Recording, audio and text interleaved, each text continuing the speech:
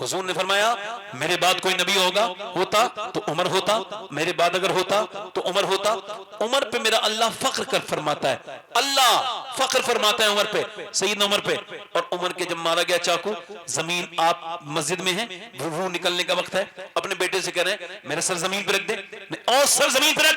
अब्दुल्ला नहीं रखा, और बेटे मेरा सर जमीन पे रख। सर जब जमीन पे रखा तो अपनी नाक आपने रगड़ी जमीन पे और कहा या अल्लाह, लोग कहते हैं उमर ये है उमर वो है, मगर उमर तो तेरी बारगाह का मोहताज है, तेरी बारगाह का। अगर तूने आज उमर को न बख्शा जबकि ये मेरी मौत का वक्त है, उमर को तूने माफ न किया तो उमर बर्बाद हो जाएगा, हलाक हो जाएगा।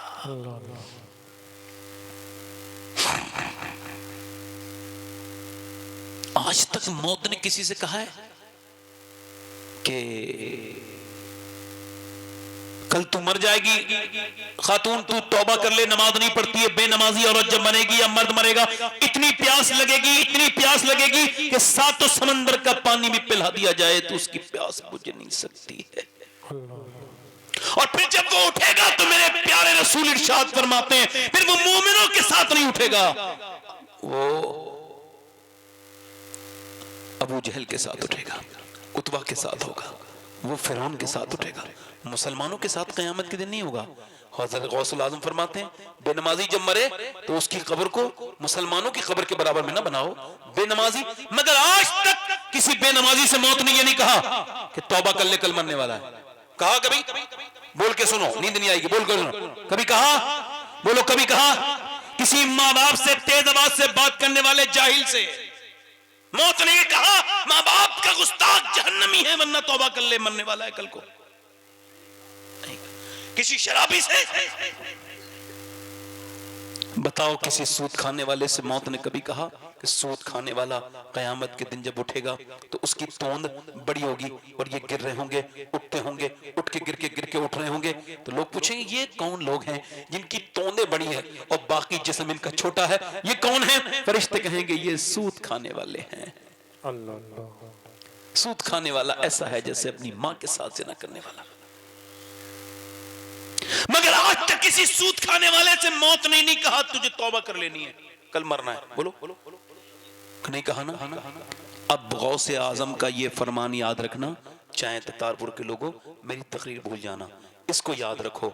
सुनो, गौसुल आजम फरमाते हैं मौत तुझे हाल बदलने नहीं देगी। सुनो, मौत तुझे, जल्दी मेरे साथ दोहराओ, मौत तुझे हाल बदलने, जिस हाल में मरना चाहता है उसी में जीना शुरू कर दे।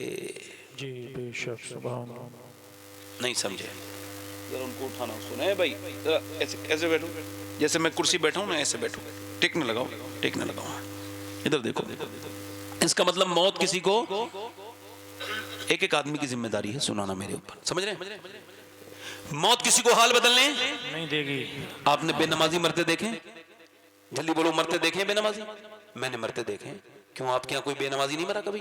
बताओ, क्या नहीं मरा कोई बेनमाजी? बताओ, कोई माँ बाप का गुस्ताख नहीं मरा? बोलो मरा नहीं मरा? इसका मतलब ये मौत तुझे मोहलत नहीं देगी, हाल बदलने, भागने नहीं देगी। 22 साल का नौजवान फिल्म देख रहा है दिल्ली के थिएटर में, और वो फिल्म देख के उसने एक एयर कंडीशन सिनेमा हॉल से बाहर निकला फिल्म देख के, और उसने कानों में अपने लगाया, कानों में उसने अपनी लीड लगाई, और लीड लगाने के बाद वो चल दिया। उसने बुलेट स्टार्ट की, मुंह में गुटखा डाला, बड़ी नक्शेबाजी के साथ बुलेट चलाई। थोड़ी देर के बाद बुलेट ने रफ्तार पकड़ी, मगर इसको क्या खबर थी कि ये इसकी आखिरी सवारी है, फिर ये सवारी नहीं कर पाएगा। 22 साल का जवान है, जिस्म में उसके बेहतरीन कट निकले हुए हैं, जाता है और जाकर के वर्जिश करता है, मगर मौत ने उसको इतनी भी मोहलत न दी कि वो मुंह से गुटखा थूक देता या कानों से वो गाने की लीड निकाल देता। जैसा गाना तरीन चीज सुन रहा था, वही सुनते सुनते साइलेंट अटैक आया। वो बुलेट तक रोक नहीं पाया, पहले वो गिरा, बाद में उसकी बाइक गिरी, और फिर जब लोगों ने उठा के अस्पताल ले गए, उसके बाद उसको पोस्टमार्टम हाउस भेज दिया गया। और पोस्टमार्टम हाउस भेजने के बाद वो शख्स जो समझता था कि मैं जाऊंगा अपने घर, फिर अपने कमरे में बैठ के मोबाइल पे स्क्रॉल करूंगा वीडियो, फिर फेसबुक देखूंगा, मगर हमेशा फेसबुक थोड़ी देखता रहेगा। मेरे दोस्त, मेरे भाई, अब उसके जनाजे को, उसके जिस्म को पोस्टमार्टम हाउस में जाके रख दिया गया, और उसका मुंह पूरा फट गया था। वो पूरा उसने रगड़ लगी थी चेहरे के मरने के बाद। वो जब गिरा था तो उसका वो चेहरा जिस पे वो हल्का सा दाग भी बर्दाश्त नहीं करता था, अब पूरा चेहरा बिगड़ चुका था। अब उसको पोस्टमार्टम के लिए ले जाया गया, और पोस्टमार्टम में क्या होता है, पहले बरहना किया जाता है। बरहना करने के बाद फिर उसको जो है ना, वो मुर्दे को वो बिल्कुल बरहना में नहीं, बिना कपड़ों करते।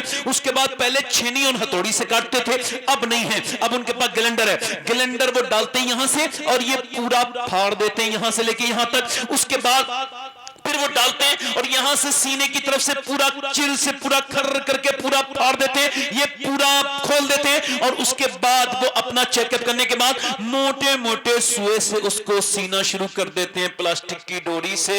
अब एक आदमी को मैंने गुस्ल दिया था, एक लड़के को 18 साल के, उसको मैं गुस्ल दे रहा था, उसके मैंने सर को पकड़ा तो मेरी उंगली, चुके वो टांके ठीक से नहीं लगे थे, अंदर चली गई, और एक सफेद कलर की उसकी हड्डी मेरी उंगली में लगी, खून हल्का सा निकला, मैं रोने लगा। एक साहब बोले क्या तकलीफ होती है सैयद साहब? मैंने कहा नहीं नहीं भाई, तकलीफ की बात नहीं है। मेरे आका फरमाते हैं, जब मुर्दे का हाथ पकड़ता है गुस्ल देने वाला, तो मुर्दा कहता है मेरा हाथ जरा आराम से पकड़, तेरे हाथ उठाने से मुझे तकलीफ होती है। अल्लाह अकबर। जब वो लेके चलते हैं जनाजे को, और जब जनाजे को लेके चलते हैं तो वो कहता है मेरा जनाजा उठा के चलने वालों, मेरी मैयत को जरा आराम आराम से लेके चलो, तुम्हारे पांव की तुम्हारी पांव की धमक से मुझको तकलीफ होती है, मुझको अजियत होती है। हजरत ईसा अपनी वालदा सैयदा मरियम की कब्र पे गए, जाके बोले मेरी वालदा अब मैं मुर्दे जिंदा कर लेता हूँ, मेरी माँ और मैं तेरा बेटा हूँ, तुझे जिंदा करके देखना चाहता हूँ, मेरा दिल करता है मेरी माँ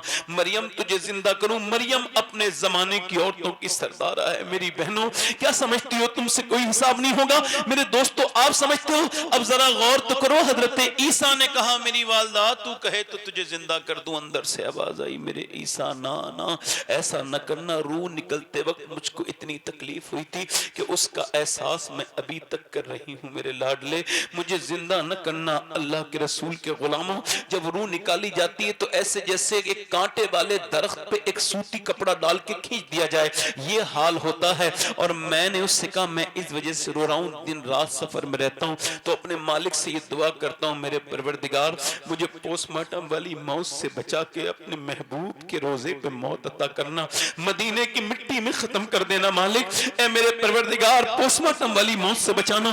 कितने दिल सख्त हो गए मेरे। हाय, उसका जनाजा उठा, 22 साल का जनाजा जब घर में गया होगा माँ ने, हाय मेरे लाल, सुबह गया था बिल्कुल ठीक था मेरे बेटे, ये तेरा क्या हाल हुआ है? माँ रो रही है, बहनों को होश नहीं है, बाप कह रहा है मेरी पीठ टूट गई, मेरी कमर टूट गई। मगर हाय, कितने हंगामे होते हैं, मगर सबके दिलों में ऐसा नहीं होता। जितने बीच में आग लगती है उतना ही बीच गर्म होता है। सबको ये तकलीफ नहीं होती। अब रिश्तेदार कह रहे हैं जल्दी उठाओ भाई, जल्दी उठाओ जनाजा, हमारी दुकानें बंद हैं। मोहल्ले वाले कह रहे हैं बहुत देर हो गई। ये तमाशा तूने दुनिया से लगाया था, इन्हीं दोस्तों से दिल लगाया था जो कह रहे हैं देर हो रही है जल्दी लेके चलो। ओ मेरे भाई, दुनिया से दिल न लगा। यहाँ की हर रिश्ते में बेवफाई है, यहाँ की हर चीज में धोखा है। ये दुनिया की रिश्तों में धोखा है, यहाँ की दोस्ती एक धोखा है, यहाँ की इज्जत एक धोखा है, यहाँ की शोहरत एक धोखा है, यहाँ की दौलत एक धोखा है। सब कुछ रखा रह गया। 22 साल का जवान सुबह गया था, शाम को आज वो मगरिब के बाद उसको कब्र में रख दिया गया। कब्र में ऊपर से तख्ते लगा दिए गए। अल्लाह के रसूल फरमाते हैं जब तख्ते लगा के जाते हैं, वो कहता है मेरे दोस्तों, ओ मेरे भाइयों, थोड़ी देर तो रुको। कितनी रातें मैंने तुम्हारे लिए गुजारी थी, एक रात तो गुजारो, थोड़ा वक्त तो मेरे साथ गुजारो, मगर कोई नहीं गुजारता। अजल ने ही किसरा न छोड़ा न दारा, उससे सिकंदर सफाते भी हारा। जगह जी लगाने की दुनिया नहीं है, ये इबरत की जा है, तमाशा नहीं है। न अमीर को छोड़े, न गरीब को छोड़े, न बादशाह को छोड़े, न फकीर को छोड़े, न बड़े को छोड़े, न छोटे को छोड़े, न पीर को छोड़े, न मुरीद को छोड़े, न किसी अजीम को छोड़े, न किसी छोटे को छोड़े, किसी को नहीं छोड़ेगी मौत, सबको आकर के रहेगी। जैसे मेरे और आपके वालिद दुनिया से चले गए, ऐसे ही तो मैं भी चला जाऊंगा। जैसे मेरे दादा चले गए, इस इफ्तितारपुर के अंदर 100 साल के बाद इसी रोड पर तकरीर करने वाला कोई और होगा, सुनने वाले कोई और होंगे। आप तो आपके तो बेटे भी दुनिया में नहीं होंगे। 100 साल गुजरेंगे तो हमारी कब्रें भी वैसी पुरानी हो रही होंगी जैसे मेरे और आपके बुजुर्गों की कब्रें पुरानी। अच्छा, आपको मौत में दिलचस्पी नहीं, कितनी उम्र है आपकी? 15 साल। तो 15 साल का मुर्दा आपके गांव में होगा, जाओ चेक करना, कोई ना कोई मरा होगा। जाओ 20 साल का भी है, जाओ 25 साल का भी है, जाओ 30 साल का भी है, जाओ 40-50 साल का भी है। भाई धोखे में ना रहो।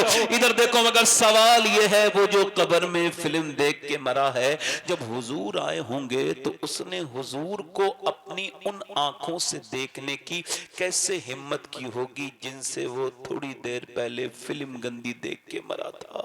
अल्लाह।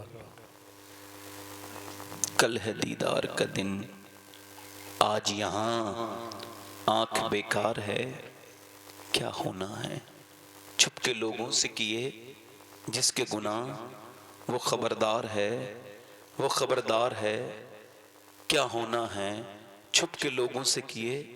आज सवाल ये है कि मुसलमान लड़कों, क्या ये आपकी आंखें थी जो आपने गंदी की हैं? मुझे बताओ, ये आंखें क्यों बनाई गई हैं?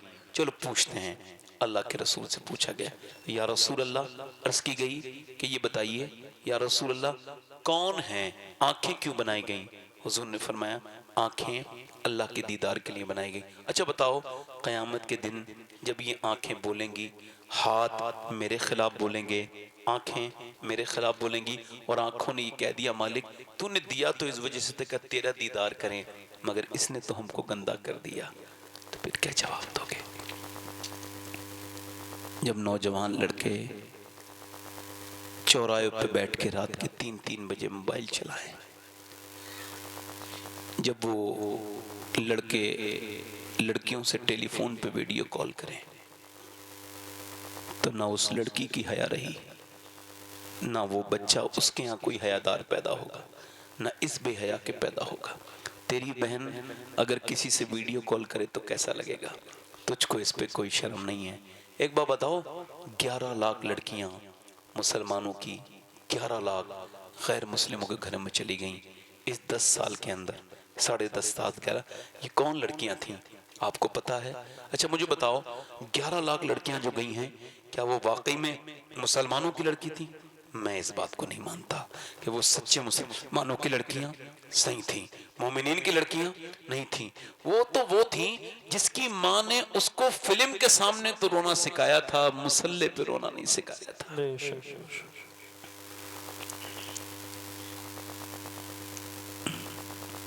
जिसकी माँ ने अपनी बच्ची को नावल और फिल्म देखना सिखाया था, नाटक देखने सिखाए थे, मगर कुरान पढ़ना नहीं सिखाया था।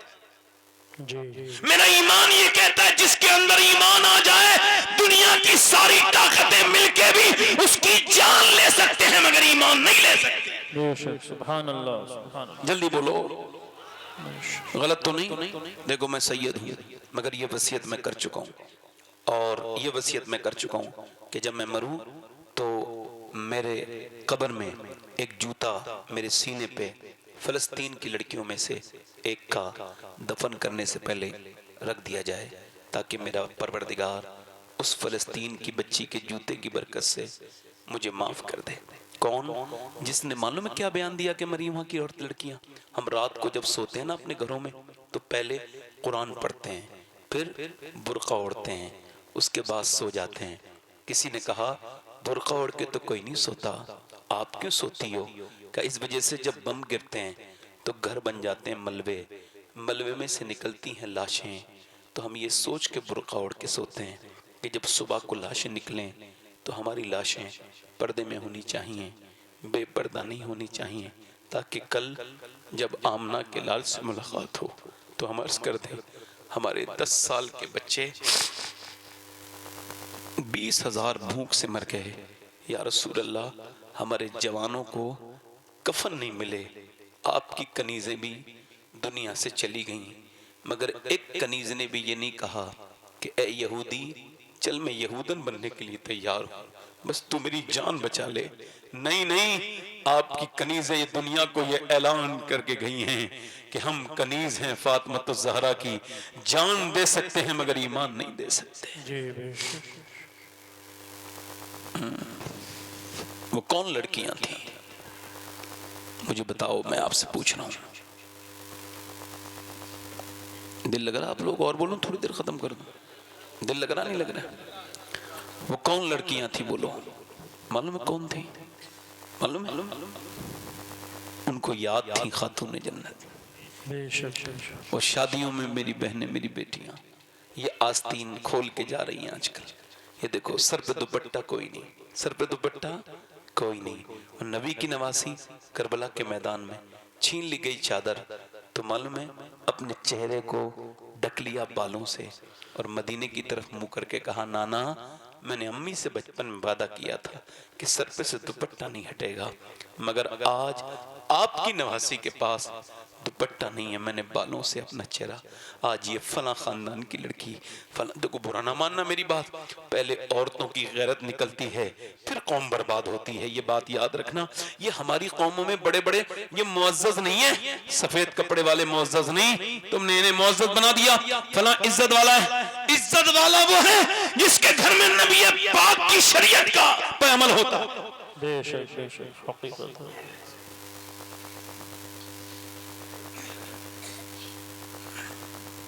बेगैरती की हद तो ये है कि बंदा शादी में जाके दूसरे की बहन को देख रहा है और उसकी बहन को कोई दूसरा देख रहा है। बेगैरती की तो हद ये है कि इंसान मुसलमानों की शादियां हैं और इधर देखो बेपर्दा औरतें हैं। एक हमारे यहाँ एक हुजूर की बेटी है, हजरत अली कहते हैं मेरा निकाह हो गया, मेरी बीवी मेरे सामने है, मैं उन्हें देख के रोने लगा हूं और मुझे ये दिक्कत है, मुझे वो प्रॉब्लम है। देखें उसूलों से जिंदगी बाउसूल बनती है।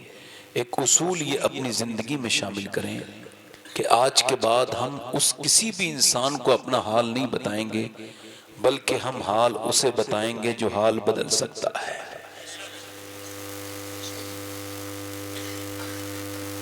जा रहे हैं ना? अच्छा ठीक है।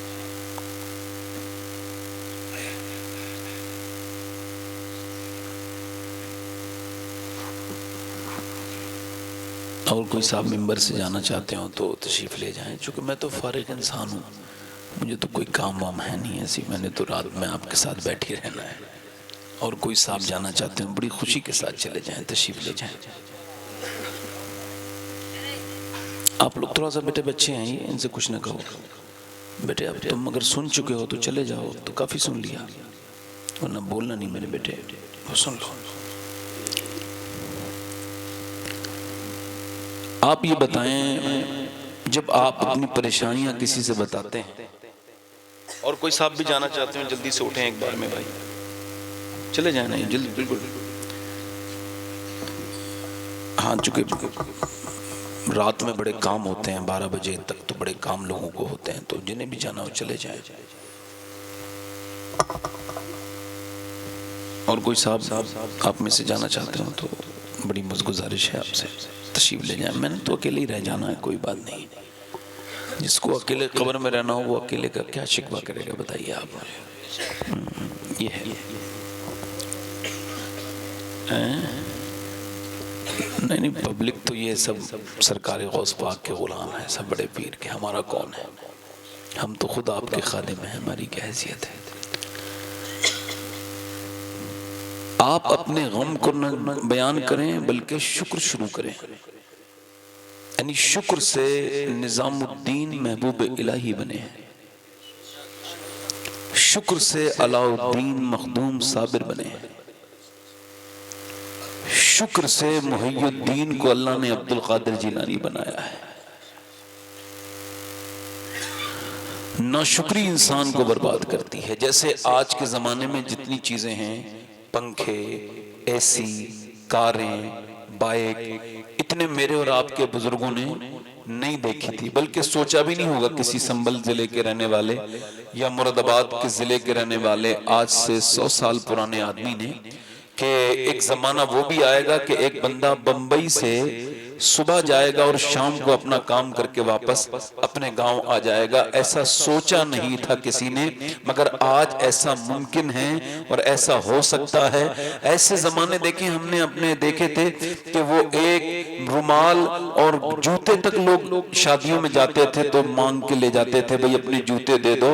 इतने जूतों का मसला था और कोई बुरा भी नहीं मानता था, उसे लगता था कि मेरे पास हैं, कल को ये नए ले लेगा तो मैं इसके लेके चला जाया करूंगा। वो ऐसे जमाने थे कि गर्मियां भी थी तो पंखे नहीं थे। वो जमाने थे कि रोटियां इतनी नहीं थी, इतने खाने नहीं थे, इतनी नेमतें नहीं थी, मगर वो लोग अल्लाह के कितने करीब लोग थे जो चले गए कि जब कोई उनसे पूछता था क्या हाल है तो हाथ उठाते थे, कहते थे अल्लाह का बड़ा शुक्र है। आज रो रहा है इंसान, उसका रोना खत्म नहीं हो रहा है। हजरत सैयदना मूसा गुजर के जा रहे हैं, एक बंदा फालिज में है। अल्लाह फालिज जैसी बीमारी को सबको महफूज रखे। कहो फालिज से अल्लाह सबको महफूज रखे। ये बड़ी खतरनाक बीमारी है, इसमें बंदा अपनी मर्जी से करबट भी नहीं ले सकता है। ये इतनी खतरनाक बीमारी है। आगे से आप जलसा कराएं तो ऐसी लोगों को बुलाइए निजामत करने जो थोड़ा जिनके पास वक्त हो, ज्यादा बिजी लोगों को मत बुलाइए। गुजारिश है आपसे। बहुत मसरूफ लोगों का काम नहीं जलसे वो लोग आए जो हुजूर की महफिल पूरी करके जाएं।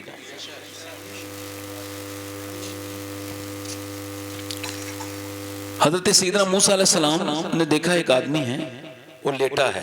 क्या कर रहा है? लेटा है। और वो कैसा है? वो लेटा है और वो जो आदमी है ना, उसके जिस्म पर थोड़े से जख्म भी हैं और वो रेत पे लेटा है, उसकी आंखें नहीं है, नाबीना है। हजरत मूसा उसके करीब गए और जाकर के अपना कान उसकी जबान के करीब किया, ये सोचकर कि ये उठ बैठ नहीं सकता है, शायद इसको कोई ख्वाहिश होगी, कोई हाजत होगी। कहते हैं जब मैंने करीब उनके कान किया ना तो आवाज उसकी आने लगी और मालूम क्या कह रहा था वो? या अल्लाह तेरा शुक्र है, या अल्लाह तेरा शुक्र है, या अल्लाह तेरा शुक्र है। सैयदना मूसा आगे बढ़े, कहने लगे यार तेरी आंखों में नूर कोई नहीं और तू उठ बैठ नहीं सकता है, तो ये शुक्र किस बात का अदा कर रहा है? कहने लगा मूसा अल्लाह ने मुझे शुक्र वाली जबान अता की है, उसी का शुक्र अदा कर। सुभान अल्लाह माशाअल्लाह। हजरत सादी शिराजी कहते हैं, हाफिज शेख सादी, कि मैं गुजर के जा रहा हूं तो मेरे जूते जो है ना वो जरा पुराने हो गए थे और वो पुराने इस कदर हो गए कि फिर वो टूट भी गए। और जब वो टूटे, अल्लाह अकबर, तो अब मैं अपने घर पहुंचने में मुश्किल महसूस कर रहा हूं, यानी घर नहीं जा पा रहा हूं। घर मेरा इतना दूर है, पाँव में मेरे छाले पड़ रहे हैं, छाले पड़ते हैं, छाले फूटते हैं और फूट के जख्म बन गए। मैंने दुआ की, या अल्लाह अपने सादी को इतना तो नवाज, इतना तो नवाज कि परवरदिगार तेरा सादी जूते खरीद ले। ये कह के मैं रोने लगा और रोते रोते हल्के हल्के कदम रख के आगे बढ़ा हूं तो मैंने देखा एक बंदा था, उसके दोनों पाँव नहीं थे। मैं सजदे में जाके रोने लगा, मालिक अपने सादी को माफ कर दे, मेरे पास पाँव तो हैं, उसके पास तो पाँव ही नहीं है। अस्पतालों में जाओ नौजवान, जाओ बैठो, पैसे ना दो, बैठ के सुनो, बैठ के सुनो, बैठ के सुनो। सुभान अल्लाह, आपको सलामत रखे। जाओ अस्पतालों में, किडनियां जिनकी फेल है उनसे मुलाकात करो, फिर आपका शुक्र अदा करने को दिल करेगा। फिर तुम कहोगे अल्लाह तेरा शुक्र है कि मेरी किडनियां ठीक हैं, मुझे डायलिसिस नहीं हो रहा है। या अल्लाह तेरा शुक्र है, तेरा करम है मुझ पे, मुझे कैंसर नहीं है। जाओ बंबई के अस्पतालों को देखो, मैं जाता हूँ अस्पतालों में, मेरा कोई भी जान पहचान का नहीं होता, मैं फिर भी जाता हूँ और जब बाहर निकल के आता हूँ तो मेरा दिल अपने रब के कुर्ब के मजे लेता है। मैं जाके देखता हूँ कि कोई वेंटिलेटर पे रखा है।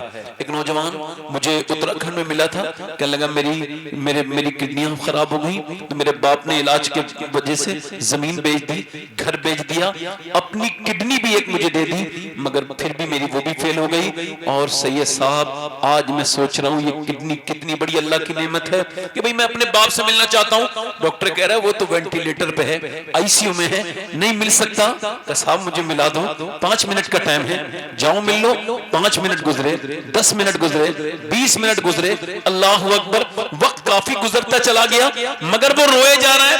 कंपाउंडर ने कहा यार क्यों रोता है, वापस तो आ। उसने कहा मैं इस वजह से रो रहा हूं कि तेरा बाप है ये कहां का, पहले इसको नहीं मिला था जो आज ऐसे रो रहा है। कह लगे पहले जब ये मुझे टोकता था ना तो मुझे बड़ी बुरी इसकी आवाज लगती थी।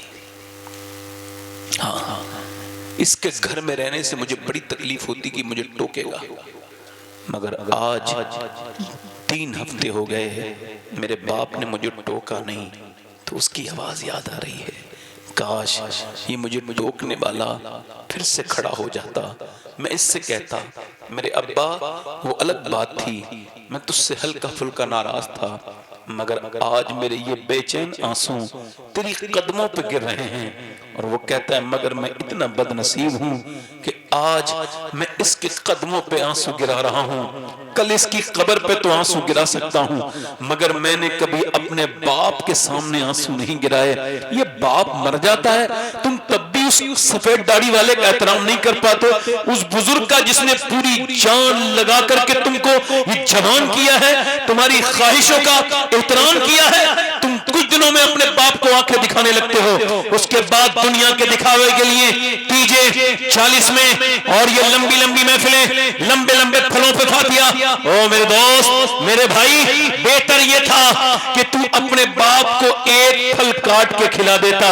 ये साजे तीजे और 40 में के फल उसको इतने काम नहीं आएंगे जितना तू एक फल उसको काट के खिलाता तो वो खुश हो जाता, मगर तूने वो वक्त जाया कर दिया। तूने कभी शुक्र के लिए वक्त निकाला नहीं। एक भी आदमी यहाँ ऐसा कौन बैठा होगा जिसने सिर्फ इस वजह से शुक्र अदा किया होगा कि या अल्लाह मैं बे औलाद नहीं हूँ, औलाद वाला हूँ। मेरी बहनें कितनी बैठी हैं, ना ही करता शुक्र कोई। ये दुनिया ना शुक्री है। अल्लाह फरमाता है इंसान बड़ा ही ना शुक्रा है, इतना बड़ा ना शुक्रा है। इधर देखो, मेरे तरफ देखो मेरे भाइयों, इधर देखो। एक बंदा है और उसकी उम्र है 80-85 साल, बूढ़ा है, सांस लेने में दिक्कत हुई, अस्पताल में भर्ती हुआ, 1.5 दिन में ठीक हो गया। बिल आया 90,000 का, देख के रोने लगा। डॉक्टर ने कहा रोते क्यों बड़े मियाँ, कुछ कम कर दें, पैसे ज्यादा लगते हैं। कहा नहीं नहीं नहीं। कहा फिर रोते क्यों? कहा बस यूं रो रहा हूँ कि तेरे इस डॉक्टरी से, इस आर्टिफिशियल हवा से, ऑक्सीजन की मशीन से मैंने सिर्फ 1.5 दिन सांस लिया तो तूने 90,000 का बिल बिठा दिया। अल्लाह अपने रब की हवाओं में सांस लेते हुए मुझे 80 साल हो गए। मैंने कभी सोचा ही नहीं कि सांस लेना कितनी बड़ी मेरे मालिक की नेमत है। अब जरा गौर तो करो मेरी बहनों, मेरे भाइयों, हमने मोबाइलों पे नाशुक्रियां की। गर्मी बहुत हो रही है, सर्दी बहुत हो रही है, ये परेशानी है, वो परेशानी है। इमाम गजाली फरमाते हैं कि अगर घरों को बदलना चाहते हो तो बीबियां अपने शौहर से कहें, यानी बीबी अपने शौहर से कहे कि भाई घर में सब कुछ ठीक चल रहा है, रोटी वोटी भी अच्छी खा रहे हैं, कपड़े भी अच्छे खासे हैं, बच्चे भी पढ़ रहे हैं, सब ठीक है, तो वो कहे ये मैं नहीं कर रहा हूँ, ये मेरा रब कर रहा है, मेरी मेहनत नहीं है, ये उसकी रहमत है, ये मैं सलामती के साथ जाके काम पे वापस आ जाता हूँ, ये उसकी रहमत है। और वो कहे बीवी हाँ बेशक ये अल्लाह ही की रहमत है। इमाम गजाली कहते ऐसा करने वालों के घर की बरकतें 1-2 नस्लों तक नहीं बल्कि क़यामत तक अल्लाह खत्म नहीं होने देगा। सुभान अल्लाह, सुभान अल्लाह। आप कभी अपनी नेमतों को देख के शुक्र ही नहीं अदा करते। अगर आप बगैर दवाइयों के चल रही है आपकी जिंदगी तो शुक्र अदा करें। और मैंने इस हदीस ने मेरी खुद की जिंदगी बदली है। मैं किसी की बात नहीं करता, मैं सिर्फ हदीस को पढ़ता नहीं हूँ, उस पर अमल भी कोशिश करता हूँ। मेरे हुजूर ने फरमाया जिसके पास एक वक्त का खाना है, कितने वक्त का मेरे भाइयों? और जिसको अल्लाह ने सेहत भी दी है, क्या दी है बोलो? हुजूर ने फरमाया फिर वो मालदार है, अपने रब का शुक्र अदा किया करे हैं। वरना अगर कोई कह दे तुझे कैंसर है तो मर्सिडीज वाला आदमी रोते मैंने देखा है अपनी आंखों से, BMW वाले तड़पते देखे हैं, बच्चों पे हाथ रख रख के रोते हैं, हाय आज 40 साल में माल दौलत बनाई मगर अब कैंसर हो गया।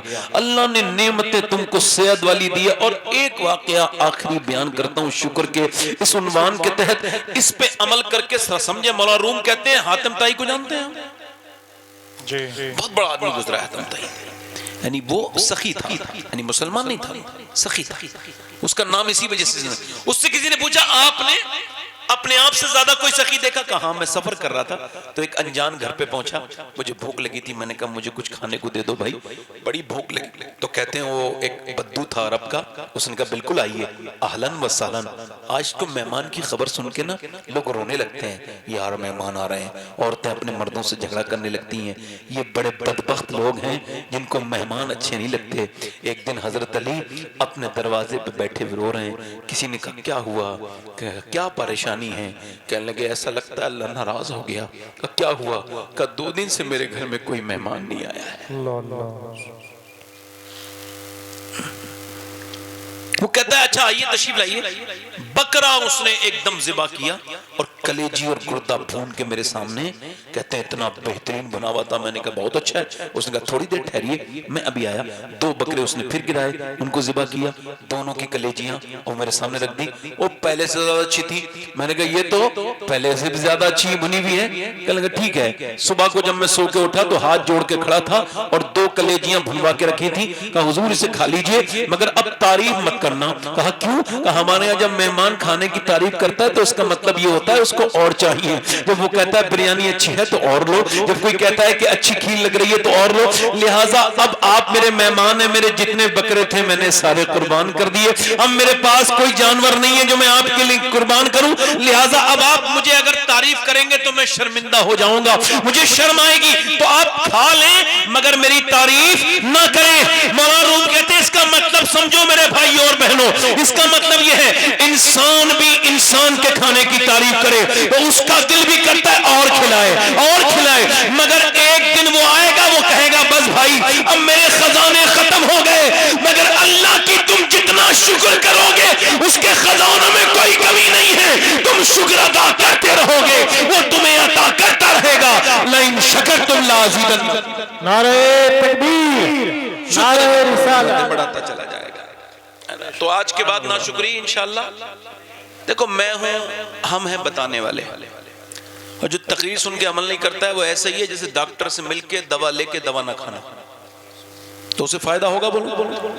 अपनी जिंदगियों में मेरी बहनों ये बात आज से शामिल कर लो कि शुक्र अदा किया। इमाम साहब यही है जी, ये तो पहले भी थे हमारे इमाम साहब। हाँ, बहुत टाइम से चल रहा है। सुभान अल्लाह। ये अपना गाँव तो ये मैं शायद 3री बार आया हूँ यहाँ पे। अच्छा अल्लाह सलामत रखे। अच्छा थोड़ा सा मुस्कुरा तो दीजिए आप, थोड़ा सा माहौल अच्छा हो जाएगा। जोर से बोलिए सुभान अल्लाह। अच्छा बीबी के सामने जाके मुस्कुराया करो, इससे तलाक नहीं होती है ना जी। कुछ लोग बेचारे सबके लिए तो अच्छे होते हैं मगर बीवियों के लिए हाँ हाँ हाँ। और हुजूर ने क्या फरमाया? कुछ लोगों को कह रहा हूँ, हुजूर ने क्या फरमाया? तुम में बेहतर वो है जो अपनी बीबी के लिए बेहतर है। जल्दी बोलो, क्योंकि बीबी तो कुछ कर नहीं सकती। अब अपने से बड़े को दिखाओ गुस्सा तो दिखाएगा, कभी किसी बड़े आदमी को दिखाओ गुस्सा, वो मुझे गुस्सा दिखा रहा है, मगर वो उसी पे जुल्म करता है आदमी जिस पे आसानी हो जाती है। और बीबी के साथ हुजूर की सुन्नत ये है, अम्मा आयशा फरमाती हैं 9 बीबियां थी हुजूर की। कितनी? मगर मेरे सरकार ने किसी से कभी कपड़े नहीं धुलवाए। मैं इस हदीस को जब पहली बार पढ़ा था बहुत देर रोया था, बहुत देर बैठ के। क्या छोटा मोटा पीर हो तो उसके 1000 कपड़े धोने वाले हैं, तो छोटा मोटा कोई मौलाना हो उसके 1000 शागिर्द कपड़े धोने वाले। मगर जिसकी सारी कायनात गुलाम है उसने कभी किसी से कोई खिदमत नहीं ली। अपने जूते खुद सी दिए, अपने कपड़े खुद पहमत लगा लिए, अपने घर के अपने कपड़े खुद धो लिए, अपने आप लेटे हैं तो चटाई पे लेटे हैं। मेरे आका करीम के जैसा कोई है ही नहीं। सुभान अल्लाह, सुभान अल्लाह। अल्लाह आपको सलामत रखे। तो 2-3 शेर में पढ़ना चाहता था, इजाजत है? जी जी। तो जरा मुस्कुरा के दोनों हाथ उठा के बोलो या रसूल अल्लाह। मदीने जाना चाहते हो? अच्छा ये बताओ मदीने कौन जाता है? नहीं मदीने जाता कौन है ये पूछ रहा हूँ। अच्छा मोमिन जाता है, जब ठीक है वो तो जाता ही है, तो सबको पता है मोमिन ही जाता है, वहाँ तो गैर मुस्लिमों की एंट्री बंद है, ये तो कोई नई बात नहीं बताई। ये बताओ मदीने जाता कौन है? हाँ ये भी बात सही गई, जिसे हुजूर बुलाते किसे हैं?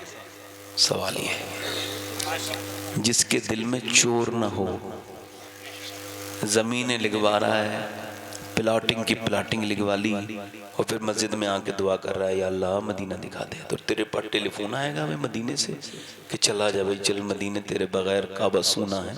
और पागल बनता है, खुद भी बेवकूफ़ बनता है, दूसरों को भी वही समझता है। हज करो जवानी में, बुढ़ापे का हज कोई हज नहीं। जब हाथ पैर काम नहीं करें तो क्या हज है? हज के लिए पहली शर्त सेहत है। और सुनो हुजूर फरमाते हैं जो हज में डिले करे क्या करे? ताखीर करे। फरमाते हैं इसी हाल में मर जाए मुझे कोई फर्क नहीं पड़ता, यहूदी बन के मरे या नसरानी बन के मरे। ये कौन से यहूदी ने अकीदा दिया कि पहले बच्चों की शादी करेंगे तो फिर हज पे जाएंगे? कौन से ईसाई का अकीदा है ये मुझे बताओ। किस जाहिल ने ये बता दिया लोगों को कि माज़अल्लाह हज कर लो तो फिर बच्चों की शादी नहीं होती? क्या मतलब है? बताओ। जी हुजूर तो फरमाने हज करो और मालदार हो जाओ, जी बेशक और तुम कह रहे हो कि पहले बच्चों की शादी करेंगे। बेशक। तो बच्चों की शादी इतनी महंगी तुमने करी क्यों नहीं? पहले तो ये शरीयत ही नहीं है, जी इतनी शादियां तुम्हारी महंगी। हकीकत है। हज एक फर्ज है, जैसे नमाज फर्ज है ना वैसे हज भी फर्ज है ना। सुना है आपने बात नहीं? तो मदीने जाओ। कुछ लोग कहते हैं हालात बदलेंगे तो जाऊंगा। अबे बेवकूफ, मदीने जाके हालात बदलते हैं। बेशक सुभान अल्लाह। पढ़ता हूँ 2-3 शेर, जरा दोनों हाथ उठा के बोलो या रसूल अल्लाह। या रसूल असबान नबी से कहना, सुभान अल्लाह, क्या कहने। जो मदीने को तू जाए, सुभान अल्लाह सुभान अल्लाह। असबान नबी से कहना, जो मदीने को तू जाए, अरे तेरे दर की आरज़ू में ये दीवाना मर न जाए। नारे रिसालत सैयद शबाब खान साहिब किबला। मैं तो आपका खादिम हूं, आपका मेरे नाम का नाम, हुजूर का नाम ना। तेरे दर, मेरे पास हाथ पड़ो आवाज बुलंद करके, तेरे दर की बेशक सुभान अल्लाह। मेरे साथ पढ़ो जरा। अरे सब नात ख़्वाह हो, सब हुजूर की तारीफ करने वाले हो ना, तो पढ़ो जरा दिल से। भूल जाओ कौन हो, क्या हो, कहाँ बैठे हो, हुजूर के लिए अपनी जिंदगी तंग करो। पढ़ो तेरे दर की आरज़ू में ये दीवाना और तेरे गम में काश सरवर मेरी जिंदगी ये गुजरे। तेरे गम में काश सरवर मेरी जिंदगी ये गुजरे, और मुझे मौत भी जो आए तेरे शहर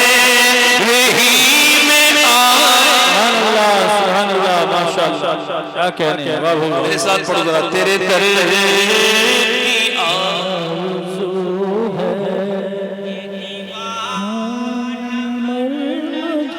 देखो आप जरा मेरे साथ पढ़ो तो सवाब पढ़ने का भी मिलेगा मेरे भाई। पढ़ो तेरे दर की आरज़ू में ये दीवाना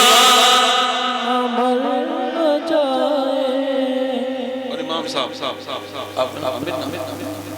उमर भाई, मौलाना उमर साहब, जब जिक्र जन्नतों का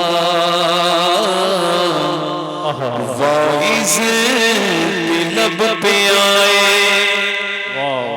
जब जिक्र जन्नतों का बाइज़ लब पे आए, तो तेरे आशिकों को आका तेरा शहर याद आए। नारे तकबीर, नारे रिसालत, नारे रिसालत। एक बार मेरे अंदर जो भी है सवाब तो नहीं है ना, एक बार में दो बार बुरा ना मानना भाई, जरा मुझे इससे ज्यादा दिलचस्पी थोड़ी कम है, ऐसे करके बैठ मोहब्बत आपकी, अल्लाह ताला आपको जज़ा दे, इसका बदला दे, बुरा ना मानना मेरे भाई, मैं किसी का दिल तोड़ने नहीं आया। मेरे साथ पढ़े तेरे दर की आरज़ू में ये दीवार, और सोचो तो कैसा होगा जज्बा अबू बकर का। क्या क्या वाह भाई, गारे सौर 5000 फीट पर है, कितने फीट पर? 5000। और आला हजरत ने लिखा है कि हजरत अबू बकर सिद्दीक हुजूर को कांधे पे बिठाल कर एक सांस में चढ़ गए। सुभान अल्लाह, सुभान अल्लाह। सोचो तो कैसा होगा जज्बा अबू बकर का, कांधों पे मुस्तफा को जो चढ़ाए, कांधों पे। सुभान अल्लाह, सुभान अल्लाह। क्या क्या और सरकार की नजर का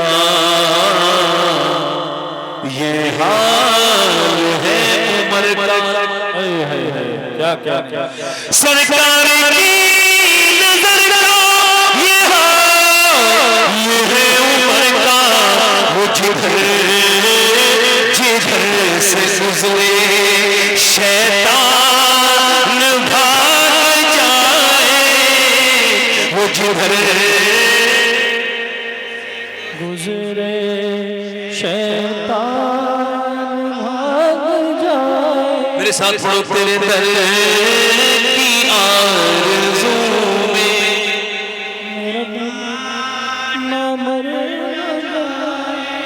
शेर पढ़ रहा हूँ, समझ जाइएगा, समझाऊंगा।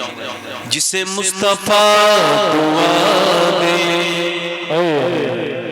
क्या कहने हैं, वाह भाई, आबे दहन लगा दे, क्या कहने हैं। जिसे मुस्तफा दुआ दे, आबे दहन लगा दे, फिर शेर वो खुदा का खैबर उखाड़ आए। सुभान अल्लाह, सुभान अल्लाह।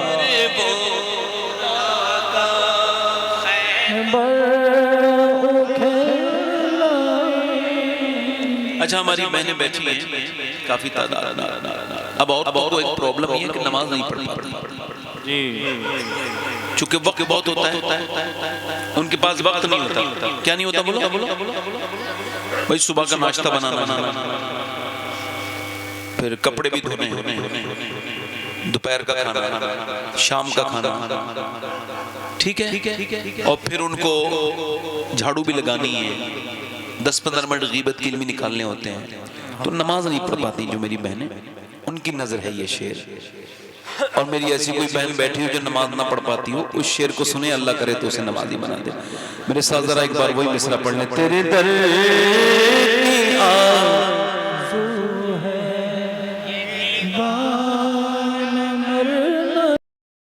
आज देखो बदतमीजी बताऊं कैसी है, अपनी माँ से सीधे मुंह से बात नहीं करता और जाके सास को अम्मी जान कहता है। ये क़यामत की अलामत है, हंसने की बात नहीं मेरे भाई, ना ना ना, हंसना नहीं इसमें, ये रोने का मकाम है। अपने अब्बा को अब्बा नहीं कहेगा, उससे बात नहीं करेगा, ससुर को जाके अब्बा कह रहा है। अबे जाहिल, जिसका खुद का अब्बा हो वो दूसरे को अब्बा अब्बा नहीं बनाता। तेरा खुद का अब्बा अल्लाह ने तुझे दिया है अच्छा खासा, उससे प्यार नहीं कर रहा है, मगर ये डर है, जब बंदा अल्लाह से डरेगा तो बीवी से भी डरेगा, ससुर से भी डरेगा, सास से भी डरेगा, और जब अल्लाह से डरेगा हर किसी से नहीं डरेगा। अल्लाह फिर दो खौफ तो जमा नहीं करता ना, अपना और दुनिया का खौफ तो जमा नहीं करता ना। इधर देखो मेरी तरफ देखो, आज के बाद कभी रवादारी करो, लेन देन करो, कभी दोस्ती करो, अपनी मोहब्बत करो, किसी नौजवान से दोस्ती करो या किसी से लेन देन करो, तो अगर धोखे से बचना चाहते हो तो मेरा ये एक उसूल याद रखना, पहले देख लेना ये अपने माँ बाप का वफादार है कि नहीं, क्योंकि जो माँ बाप का वफादार नहीं हो सकता दुनिया में किसी रिश्ते के साथ वफा नहीं कर सकता। बेशक बेशक, हकीकत।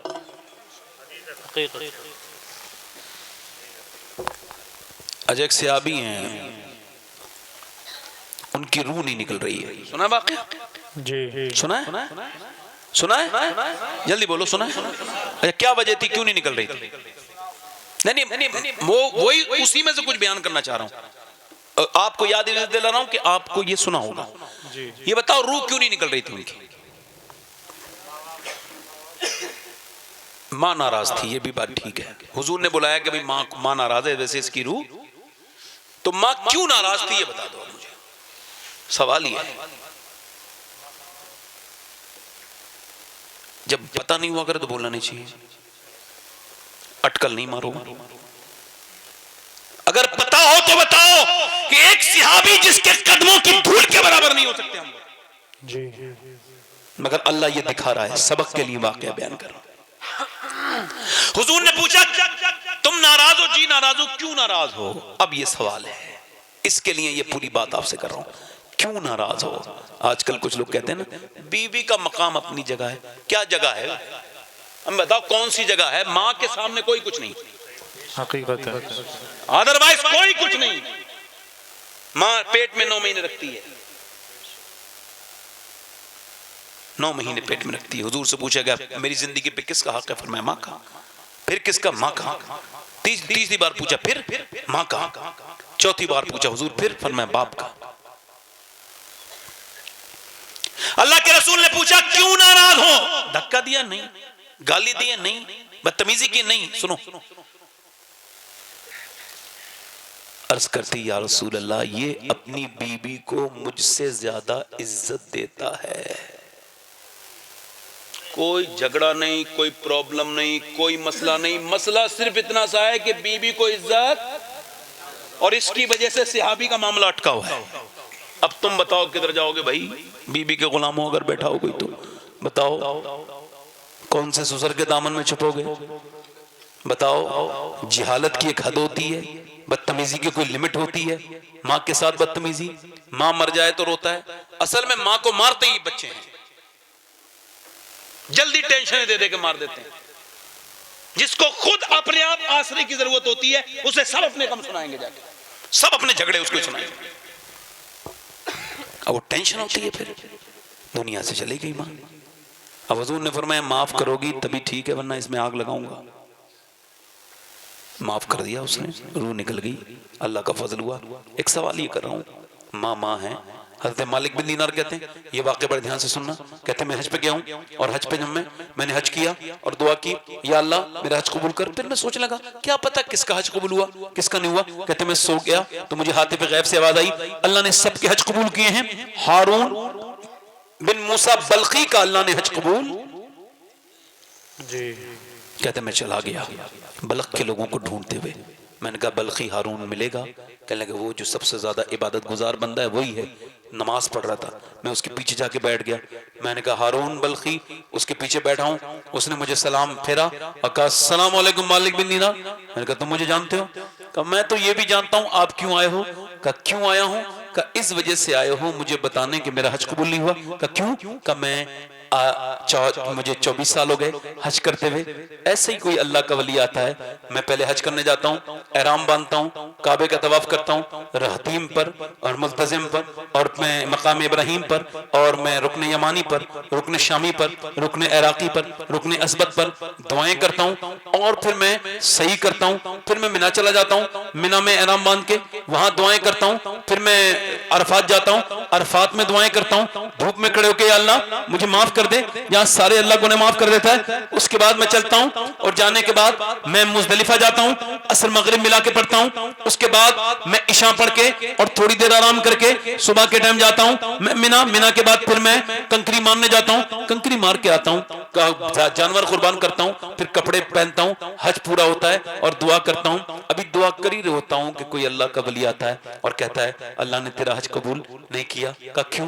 का इस वजह से कि मैं अपनी माँ का गुस्ताख हूं। का क्या मतलब? का मैं शराब पीता था, बिगड़ गया था, रमजान का महीना था, मैं अपनी माँ मेरी खाना बना रही थी, मैं उसके पास गया, तंदूर के सामने बैठी हुई, मैंने कहा माँ खाना दे दे। उसने कहा शर्म नहीं आती तुझे? एक तो तू शराबी और दूसरा रमजान के महीने का एहतराम नहीं करता, बेशरम, शर्म कर। कहते हैं वो मुझे गुस्सा आया, मैंने जन्नाटेदार हाथ अपनी माँ के मारा। कहते हैं वो तंदूर में गिर गई और जब वो गिरी तो अब वो जल रही थी और मैं बेहोश हो गया। जब मुझे होश आया तो सुबह हो चुकी थी, मेरी बीबी जा रही थी। कहाँ जा रही हो? कहा मैं जा रही हूँ तेरे साथ नहीं रह सकती, तू मुझे तलाक दे दे। का क्यों? का तू माँ का कातिल है, मैं माँ के कातिल के साथ नहीं रह सकती। मेरी माँ मर गई? हाँ मर गई। का तूने मुझे बताया नहीं? का वो कह के गई थी कि मेरे बेटे को मेरी जनाजे की नमाज न पढ़ने देना, उसको नहीं पढ़ने देना। कहता बस वही वक्त था कि मैंने अपना हाथ पहले एक भारी पत्थर से कुचला और फिर एक धारदार हथियार से उस हाथ को काट दिया जो अपनी माँ के ऊपर उठाया था। उसके बाद जितना भी मेरे पास दौलत थी सब मैं सदका करके और फिर हज करने लगा। और उसके बाद मैंने 24 हज की है और ये 24वां हज है। जब मैं हज करके बैठता हूँ तो बस कोई आता है और कहता है तेरा हज कबूल नहीं हुआ। हज़रत मालिक बिन दीनार कहते हैं मैंने उसके मुंह पे जोर से थप्पड़ मारा। कहा जालिम, माँ को मार के हज करने आया, वो कितना बड़ा जालिम है तू। कहते हैं वो कांप के रोया और बेहोश हो गया। मैं अपने खेमे में आके सो गया और जब सोया तो फिर मुझे हुजूर का दीदार हुआ। फरमाया तूने उस डरे हुए को और क्यों डरा दिया? हुजूर माँ का गुस्ताख है, हाँ मगर माँ की बदौलत अल्लाह उसे कयामत में बख्शेगा। माँ दावा करेगी मालिक इसने मुझे आग जला के मारा, आग में जला के मारा, तड़पा तड़पा के मारा, मैंने क्या खता थी? मैंने इसे 9 महीने पेट में रखा, इसे पाला बड़ा किया। अल्लाह फरमाएगा इसे जहन्नम में डाल दो। अब वो जहन्नम की तरफ लेके जाएंगे तो वो कहेगा माँ, माँ नहीं सुनेगी, माँ फिर नहीं सुनेगी, फिर कहेगा माँ फिर नहीं सुनेगी। अल्लाह अकबर। वो कई बार आवाज देगा और जब वो आवाज दे दे के अल्लाह का करम होगा तो माँ कहेगी क्या आवाज देता है, क्या बात है? तो माँ तू भूल गई एक बार बचपन में मेरा हाथ जल गया था, तूने मेरा हाथ पानी में डाला था, तू रोने लगी थी, आज तो मुझे जहन्नम में डाल रहे हैं, क्या मुझे माफ नहीं करेगी? हुजूर फरमाते हैं माँ के दिल में अल्लाह रहम डालेगा, कहेगी मालिक मैंने अपने बेटे को माफ कर दिया।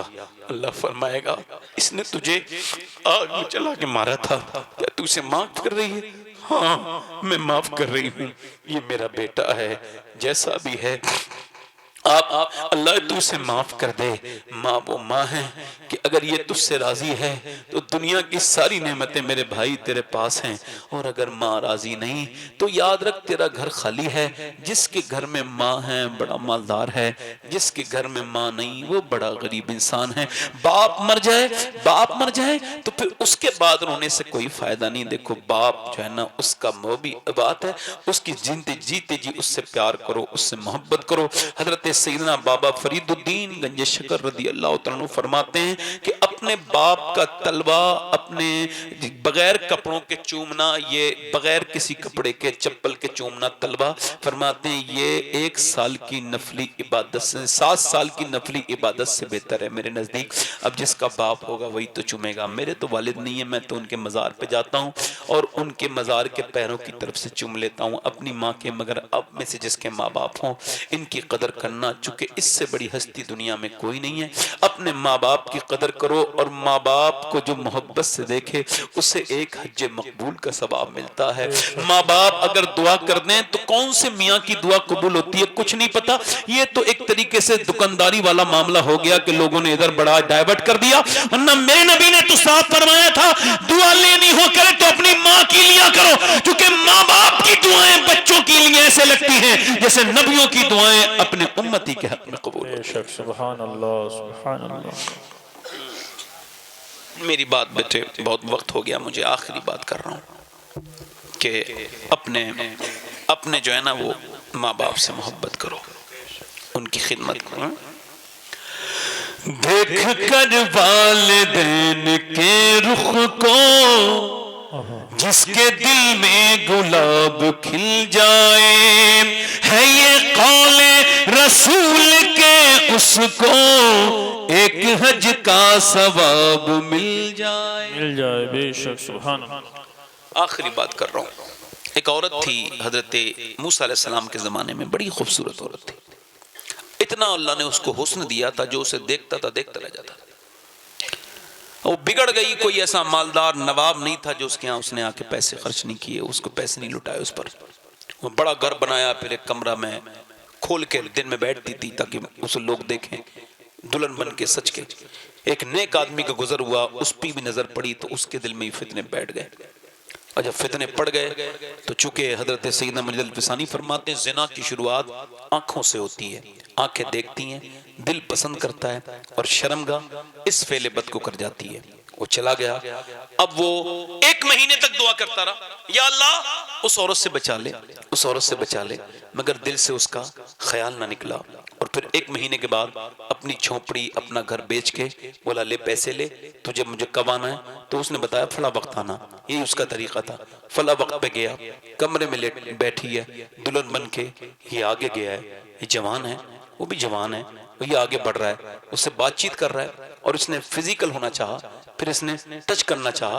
तो ये जब करीब गया तो उसके हाथ कांपने लगे और पसीने आ गए।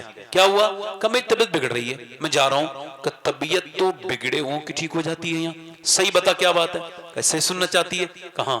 कि सही बात यह है, जब मैं रात को सजदा करता हूँ तब भी अल्लाह मुझे देखता है, और आज जब मैं तेरे साथ सिना करने आया हूँ, तेरे जिस्म से खेलने आया हूँ, तब भी मेरा मालिक मुझे देख रहा है, और मैं इतना बेहया नहीं कि रब के देखते हुए ये बुरा काम करूं।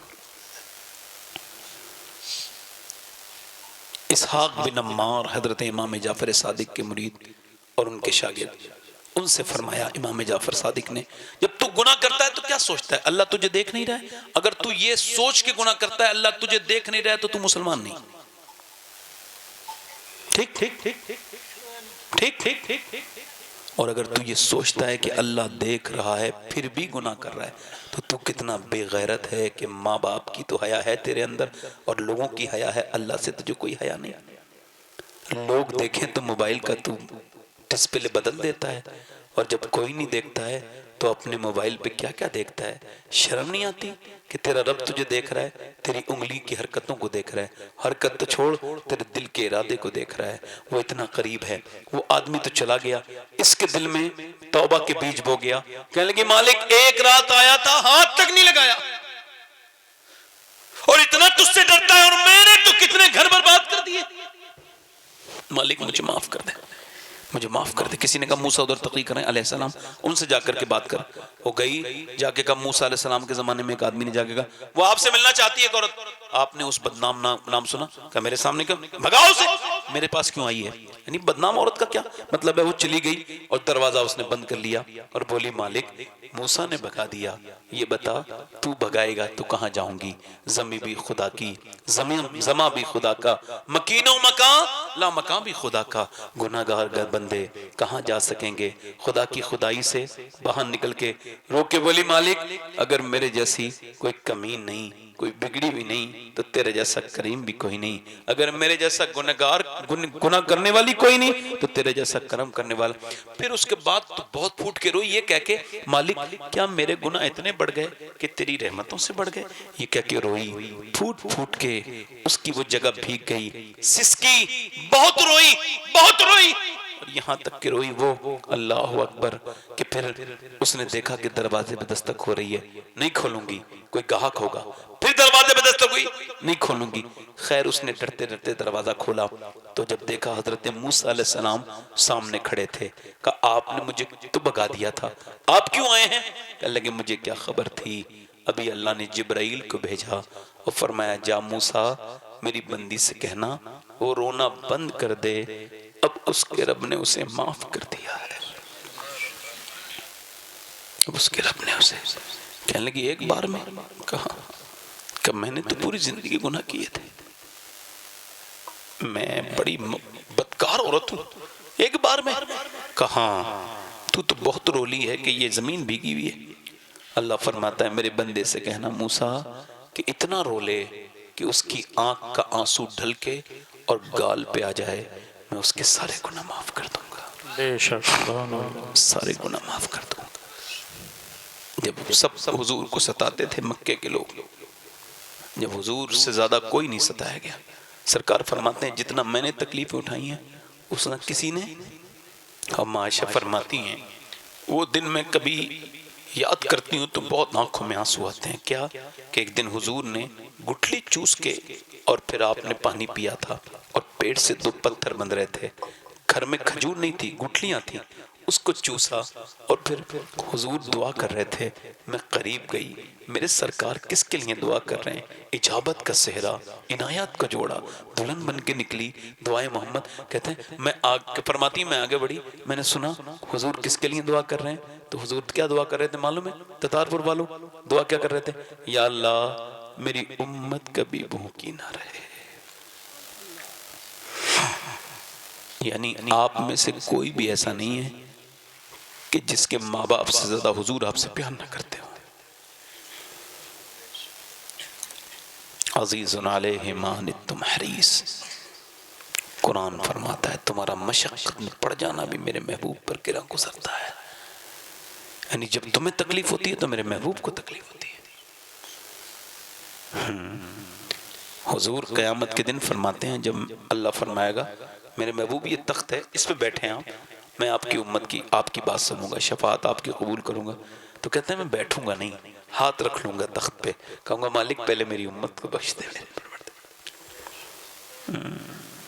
हुजूर का नाम बड़ा है, सरकार पे हमारी सबकी जानें कुर्बान हो।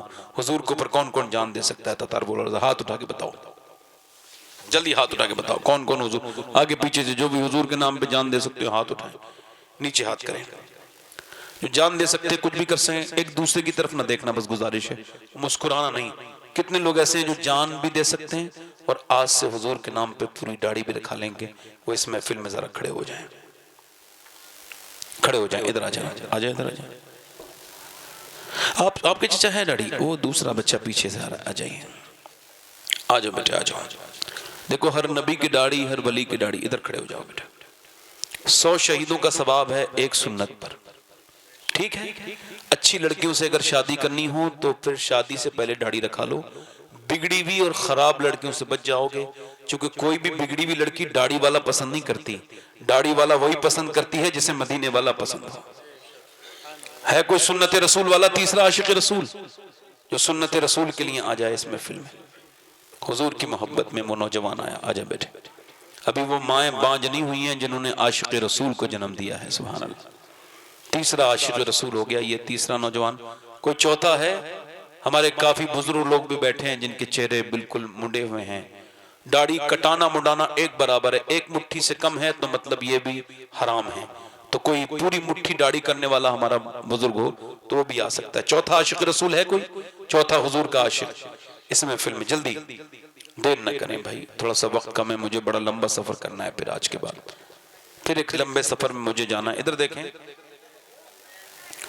सुनो मेरी बात रख, देखो मैं 600 किलोमीटर दूर से आया हूँ। कितने दूर से? कितने दूर से? बस्ती से आगे से आया हूँ, 600 किलोमीटर दूर से। अब मुझे उससे भी दूर जाना है, सुल्तानपुर से आगे। मेरे पास वक्त कम है। चौथा कोई आशिक रसूल हो जल्दी खड़ा हो जाए इस महफिल रसूल में। कोई गुल बाकी रहेगा ना चमन रह जाएगा, सुभान अल्लाह। पर रसूलुल्लाह का दीने हसन रह जाएगा। एक शेर मुझे और याद आ रहा है, मैं पढ़ूंगा तब जब एक मेरा भाई और आके खड़ा हो जाएगा। चौथा कोई 4 यार का मानने वाला, चौथा आशिक रसूल कोई है हमारा भाई? कोई आदमी है बुजुर्ग ऐसा जो आके खड़ा हो जाए? आप बुजुर्ग हैं, आपकी दाढ़ी है, आप बैठे, आप आ जाओ माशाल्लाह, आ जाओ। देखो ठेकेदार वही होता है, इधर देखो, ठेकेदार वो होता है जो कौन ये ईंटों का ठेका लेते हैं, मकानों का ठेका लेते हैं, है ना? मगर बेहतरीन ठेकेदार वो है जो क़यामत का ठेका ले ले। तो आज आओ और मैं आपका ठेका ले रहा हूँ। अगर आज दाढ़ी रखा ली तो इंशाअल्लाह हुजूर कबूल कर लेंगे तो काम पक्का ही हो जाएगा इंशाअल्लाह।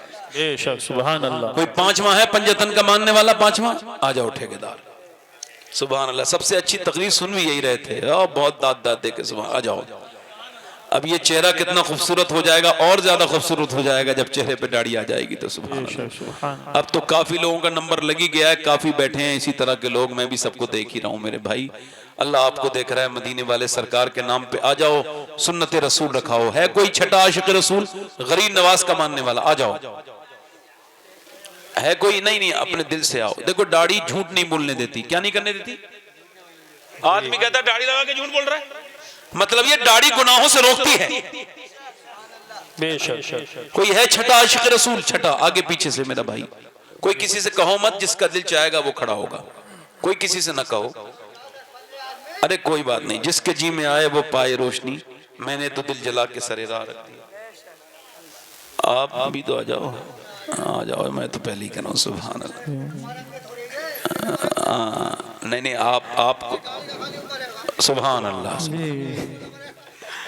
नहीं, दाढ़ी रखाने वाले से ये बताओ, जब मैं इतना खुश हो रहा हूँ तो मदीने वाले सरकार कितना खुश हो रहा है। सुभान अल्लाह। ये कितने हो गए? 6।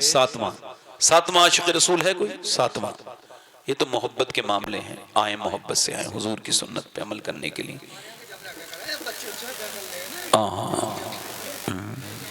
सही है। मगर मेरे हुजूर सरकार दो आलम ने इरशाद फरमाया, जो मेरी एक सुन्नत पे अमल करेगा अल्लाह उसको 100 शहीदों का सवाब अता करेगा। मैंने आपसे कहा था एक दूसरे की तरफ अगर आप ना देखते ना तो अब तक काफी लोग आ गए होते। एक दूसरे की तरफ ना देखें, जिसके जी में आए वो पाए रोशनी। मैंने तो दिल जला के सरेराह रख दिया। भाई मेरा काम है अजान पढ़ना। क्या नाम है? तो अजान पढ़ने वाले को सवाब मिलेगा, अगर नमाजी ना भी आए मिलेगा? हाँ, तो वही काम हो रहा है। भाई मैं तो अपनी अजान पढ़ रहा हूँ, अब ये तो नमाजियों के ऊपर है आओ कि नहीं आओ। मैं तो अपना काम मेरे भाई कर रहा हूँ। कोई है? और 7वां आशिक रसूल, 7वां, जो करे इस बुराई का खात्मा, चेहरा सुन्नत रसूल के मुताबिक रखा है। आओ। माशाअल्लाह सुभान अल्लाह। नाम